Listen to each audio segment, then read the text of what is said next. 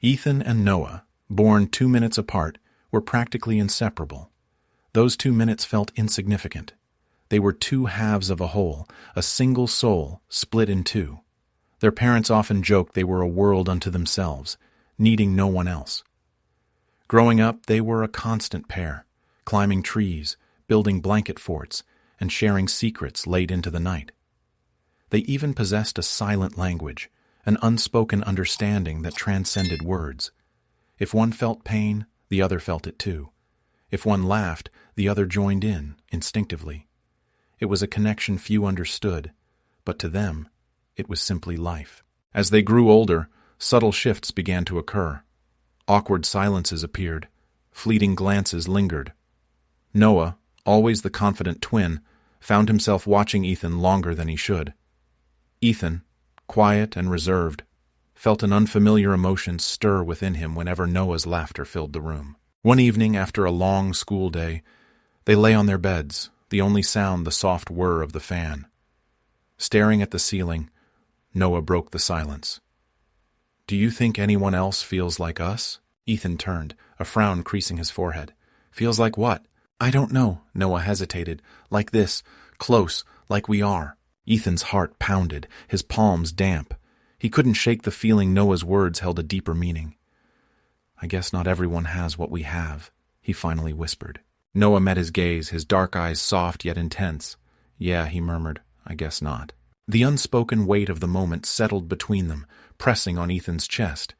He couldn't understand why, or perhaps, deep down, he did. The fan whirred, filling the silence once more. That night, sleep evaded Ethan. Noah's words echoed in his mind, stirring a nameless fear. Weeks passed, but the atmosphere between them remained altered. Noah's question had opened a door they both knew existed but feared to enter. Ethan began noticing details he'd previously overlooked. The way Noah's smile could illuminate a room, the way his laughter made Ethan's chest tighten. This wasn't just brotherly affection. It was something more. Something precarious. One Friday evening, their parents were out for dinner, leaving the twins alone. Pizza on the table, an action movie on TV, a familiar scene. But the air was thick with unspoken thoughts. Ethan sat at one end of the couch, pretending to watch the film, while Noah sprawled at the other. "You've been quiet lately," Noah observed, his voice slicing through the room. Ethan shrugged, avoiding eye contact. "Just tired, I guess." "Liar." Noah grinned, but his eyes held a mixture of concern and curiosity. "I know when something's on your mind. Spill it." "There's nothing to spill," Ethan muttered, his heart racing under Noah's persistent gaze. Noah sat up, his tone more direct. "You've been avoiding me. Why?" "I haven't," Ethan began, then stopped, sighing and running a hand through his hair. "I'm not avoiding you, Noah. I don't know." "That's not an answer," Noah pressed gently. He leaned forward, his gaze unwavering. "Come on, it's me. You can tell me anything." Ethan wanted to. He desperately wanted to. But how could he articulate the turmoil within him? How could he confess that Noah's gaze sometimes made him forget how to breathe, that the thought of losing their connection terrified him? "It's nothing," Ethan finally said, forcing a smile, "I promise." Noah looked unconvinced, but he let it go, stretching out on the couch with a sigh. "Okay," he said, his voice light but tinged with disappointment. "But you know I'm here, right? For whatever. Always." Ethan nodded, his throat tight. "Yeah," he whispered. "I know." The movie continued, but Ethan barely noticed. His mind raced, tangled in a web of confusing emotions. Then Noah's foot brushed against his.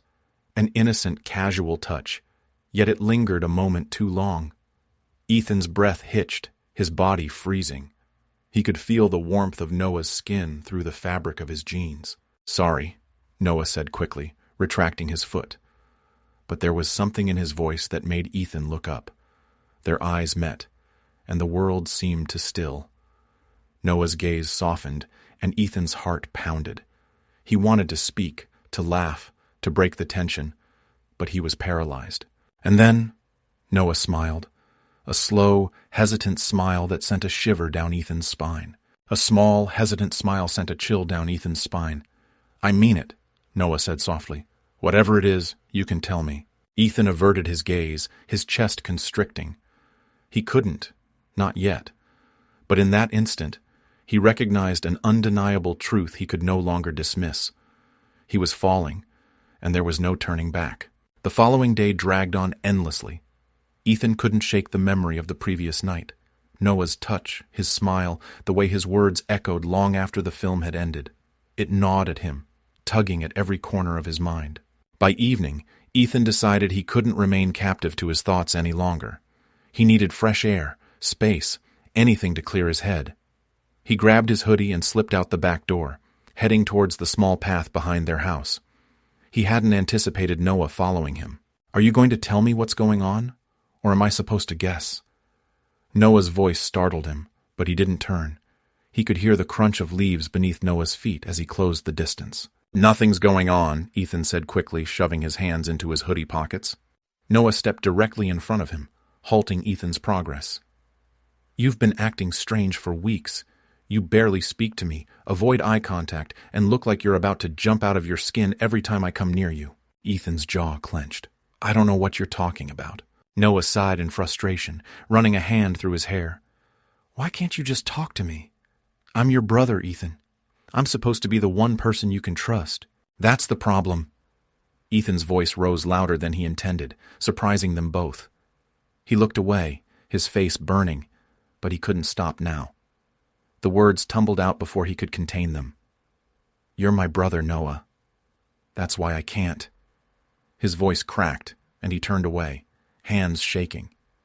He couldn't say it, couldn't voice the truth, even though it felt like it was tearing its way out of him. Noah was silent for a long moment, then softly said, "Ethan, look at me." Ethan shook his head. "I can't, please." Noah's voice was barely a whisper. "Ethan." But it held something that made Ethan's chest ache. Slowly, reluctantly, he turned. Noah was watching him, his dark eyes filled with an emotion Ethan couldn't decipher. Understanding? Fear? Hope? It was all there, intertwined, and it made Ethan's heart race. "You think I don't feel it too?" Noah said, his voice steady but quiet. "You think I haven't been going crazy trying to figure out what's wrong with me? Why I can't stop thinking about you?" Ethan froze, his breath catching in his throat. He stared at Noah, the words sinking in. But they didn't make sense, or maybe they made too much sense. "Noah." His voice trembled, barely audible. Noah stepped closer, his gaze locked on Ethan's. "I don't know what it means, and I don't know what to do about it. But I know one thing. I'm tired of pretending it's not there." Ethan felt the ground give way beneath him. He wanted to flee, to hide, but he couldn't move. He was rooted to the spot, his heart pounding so loudly he was certain Noah could hear it. "I can't lose you," Ethan whispered, his voice breaking. "No matter what, I can't." "You won't." Noah's voice was firm, but his eyes softened as he extended a hand, resting it gently on Ethan's shoulder. "Whatever this is, we'll figure it out together." Ethan stared at him, chest tight, mind racing. He wanted to believe him, to trust that they could navigate this impossible situation, but the fear lingered, clawing at him, threatening to drag him under. "Okay," he said finally, his voice shaky. "But not here, not now." Noah nodded, his hand remaining on Ethan's shoulder a moment longer before falling away.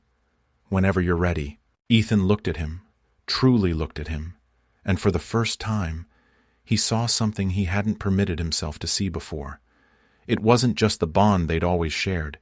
It was something deeper, something terrifying, and something he couldn't deny any longer. As they walked back to the house in silence, Ethan knew one thing for sure. Nothing would ever be the same again. The following days were filled with a strange, unspoken tension. They moved around each other like planets in orbit, close but never colliding. But beneath the surface, the pull was undeniable. Ethan tried to distract himself, focusing on anything else. Schoolwork, video games, chores. But nothing worked. Every time he looked at Noah, every time their eyes met, the weight of what they weren't saying pressed down on him like a storm cloud. One night, when the rest of the house was quiet, Ethan sat alone in their shared room. The dim light of the bedside lamp cast soft shadows on the walls as he stared blankly at a book he wasn't reading. His mind was elsewhere, tangled in a web of thoughts and emotions he couldn't unravel. The door creaked open, and Noah entered, closing it softly behind him. Ethan didn't look up, but he could sense Noah's presence, the air between them charged with unspoken words. "Couldn't sleep?" Noah asked, his voice gentle. Ethan shook his head. "You?" Noah didn't respond immediately. Instead, he crossed the room and sat on the edge of Ethan's bed, close enough that their knees almost touched. Ethan felt his chest tighten, but he didn't move. "I've been thinking," Noah said after a moment, his voice barely above a whisper, "about what we talked about." Ethan's hands tightened around the book. "Yeah." Noah nodded, his gaze fixed on the floor. "I meant what I said, Ethan. Weary of the charade, Ethan couldn't ignore the unspoken tension any longer. He swallowed, his heart hammering against his ribs. He yearned to speak, to agree, to reject, to do anything to shatter the suffocating pressure, but he was paralyzed, trapped between apprehension and a profounder emotion. Noah extended his hand, his fingers grazing Ethan's. The gesture was fleeting, barely perceptible, yet it surged through Ethan like a jolt of electricity. He glanced up, catching Noah's gaze, and for a heartbeat, the world seemed to pause. "I don't want to lose you either," Noah confessed, his tone unwavering yet gentle. "But I can't keep pretending this isn't real." Ethan's breath hitched, his chest constricted with unidentifiable feelings. "Noah, it's not—" "Wrong?" Noah interjected softly. "Maybe it is. Maybe it's the worst possible thing we could ever experience. But it doesn't change the fact that I feel it, and I think you do too." Ethan stared, his thoughts racing. He wished to deny it, to repel Noah and safeguard the delicate connection they'd always possessed. But he couldn't. Not when Noah looked at him with such raw vulnerability, an emotion Ethan couldn't dismiss. "I don't know what to do," Ethan admitted, his voice trembling. "I don't know how to—" Before he could finish, Noah leaned in. The movement was slow, tentative, offering Ethan ample opportunity to retreat. But he didn't. He couldn't. Their lips met in a soft, hesitant kiss, like exploring the depths of uncharted waters. Ethan's pulse accelerated, his mind urging him to stop, but his body disobeyed. The warmth of Noah's touch, the tenderness of his lips, felt undeniably right, and that terrified him. When they finally separated, both were breathless, their foreheads touching. The room was silent except for the sound of their ragged breathing. "This changes everything," Ethan murmured, his voice barely audible. Noah nodded, his hand still on Ethan's. "I know, but I don't care." Ethan closed his eyes, his chest aching with a torrent of emotions. He lacked answers, uncertain of what the future held. But at that moment, with Noah so close, he knew one thing for sure. He didn't want to let go. The ensuing days were unlike anything they had known. Their once effortless connection was now charged with an intensity neither could ignore. Every look, every touch held a significance that hadn't existed before. They didn't discuss what had transpired that night, not explicitly, but it lingered between them, unspoken, yet undeniable. One afternoon, as they sat in their room feigning study, Noah broke the silence. "Do you think this makes us bad?" Ethan looked up from his textbook, startled. He'd been asking himself the same question constantly, but hearing Noah voice it made it tangible. "I don't know," Ethan admitted, his voice a whisper. "Maybe. But it doesn't feel bad." Noah nodded slowly, his gaze distant. "Yeah, it doesn't." Silence descended again, but it wasn't the strained silence they had become accustomed to. This was different, softer, almost peaceful. "I can't stop thinking about it," Noah finally confessed, breaking the quiet. "About you, about us." Ethan's heart quickened, but he forced himself to meet Noah's gaze. "Me neither." Noah shifted closer, his knees brushing Ethan's. "I don't know what this means, or what we're supposed to do, but I know I don't want to lose this. Lose you." Ethan swallowed, his chest constricting. He felt the same, but the fear of what they were doing, what it meant, still lingered. "We can't let anyone know," Ethan said, his voice wavering. "If anyone finds out, they won't." "Understand," Noah finished firmly, his gaze steady. "This is just us, nobody else."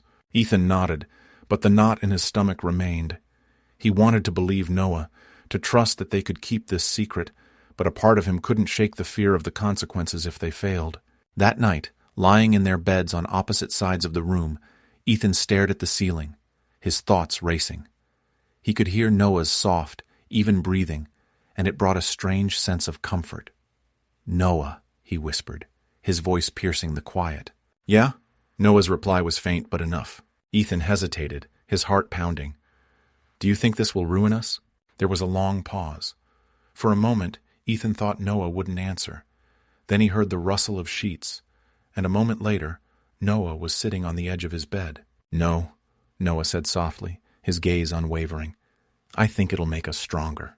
Ethan stared at him, his chest tight with emotion. He wanted to believe him, to trust that they could navigate this impossible situation. As Noah reached out, his hand brushing Ethan's, he felt a flicker of hope. "Whatever happens," Noah said, his voice steady, "we'll figure it out together." Ethan nodded, his heart pounding. In that moment, he realized that no matter how complicated things became, he didn't want to face it without Noah. And maybe, just maybe, that was enough. As the weeks turned into months, Ethan and Noah found themselves navigating a new reality. Their once easy and unassuming bond was now imbued with a profound and undeniable intensity. Their connection thrived on secrecy and tension, a hidden intensity that made every stolen moment precious. They were cautious, always cautious. At family dinners they laughed and joked, maintaining the facade of normalcy. Around friends, they kept their distance, ensuring their touches were brief, their glances fleeting. But when they were alone, the walls came down. One evening, with the house silent and the family asleep, they found themselves in the kitchen. The refrigerator's soft glow illuminated the room as they stood side by side, their fingers brushing as they reached for the same carton of milk. "Sorry," Ethan mumbled, retracting his hand quickly. But the subtle smile on Noah's face stopped him. "Why are you apologizing?" Noah asked, his voice low. "It's just me." Ethan looked at him, his chest tightening. "That's why." Noah set the milk down and stepped closer, his gaze fixed on Ethan's. "You don't have to be afraid with me. You know that, right?" Ethan nodded, but the anxiety still gnawed at him. "It's just, I don't want to mess this up. Mess us up." "You won't." Noah's voice was firm, his confidence unwavering. He extended his hand, grazing Ethan's. "We're in this together." Ethan felt his resolve crumble, the walls he'd built dissolving under Noah's steady gaze. He yearned to believe him, to trust that their bond was resilient enough to endure.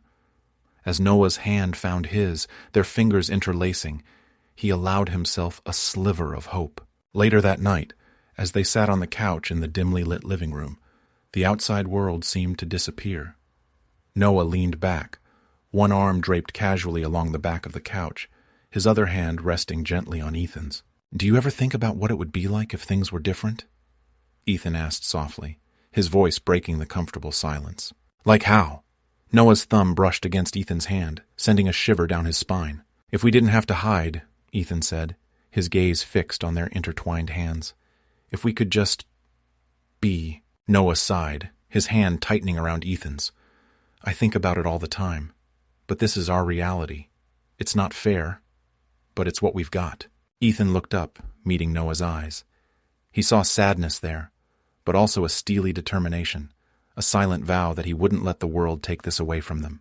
"We'll figure it out," Noah said, his voice soft yet resolute. "Whatever it takes." Ethan nodded, his chest tight. He wanted to believe him, to trust that they could maintain this secret without losing themselves in the process. As Noah leaned in, their foreheads touching, he felt a glimmer of hope. "We've got this," Noah whispered, his voice barely audible. "I promise." Ethan closed his eyes, his heart pounding, allowing himself to believe. In that moment, with Noah so close, the weight of the world felt a little lighter. For now, it was enough.